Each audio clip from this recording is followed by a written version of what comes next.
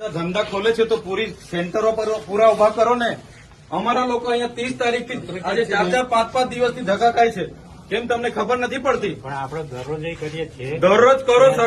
સરકારને તમે કહો ભાઈ અહીંયા કેન્દ્ર નથી ચાલતા, એ સરકારને વાત કરો. જો મામલતદાર શ્રી, આ લોકોને તમે જ રેશન કાર્ડ આપ્યા છે, બરાબર છે? સરકારે જ રેશન કાર્ડ આપ્યા છે, તેને કેવાયસી કરવાના 2 મહિનાથી આ લોકો ધક્કા ખાય છે.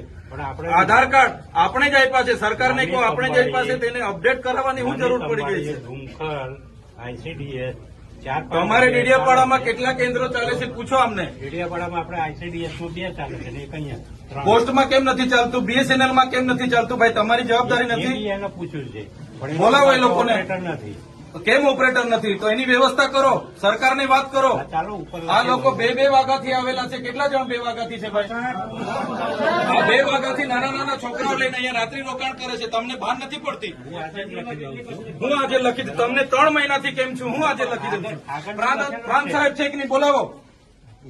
તમને કઈ ઓફિસમાં બેહીને અમે નથી. આ તમે બધા નોકર છો ભાઈ. આ પ્રજાના ટેક્સનો પગાર તમને મળે છે.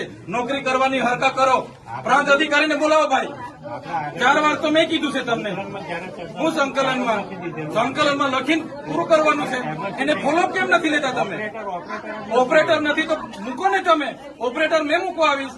એમાં એવું છે ઓપરેટરમાં એ લોકો પ્રાંત અધિકારીને બોલાવો.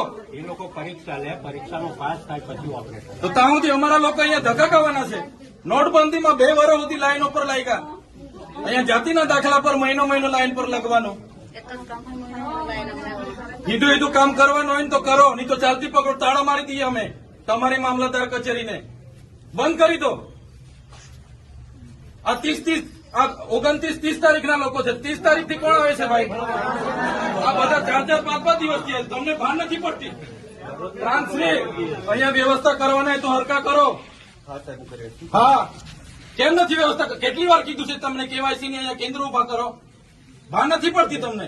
અનાજ માટે પરમ દિવસે અહીંયા તમારા સસ્તા અનાજના દુકાનમાં છેલ્લા 2 દિવસે અનાજ આપવાનું ચાલુ કરો છો. આખો મહિનો હું ધંધા કરો છો? પુરવઠા અધિકારી કોણ છે? પુરવઠો તમે 28 તારીખે કેમ આપ્યો? આખું મહિનું શું કરતા હતા તમે?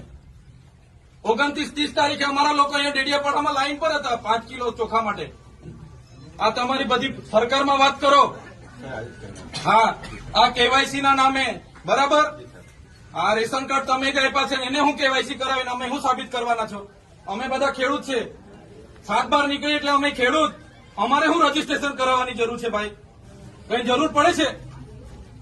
એટલે આ બધા ધંધા બંધ કરો. અમારા લોકો છે ને નોટબંધીમાં કેટલા મરી ગયા, અહીંયા કોરોનામાં કેટલા મરી ગયા. હવે તમે આધાર કાર્ડ અપડેટ કર્યું છે. નાના છોકરાઓ મહિનાથી આટા મારે છે.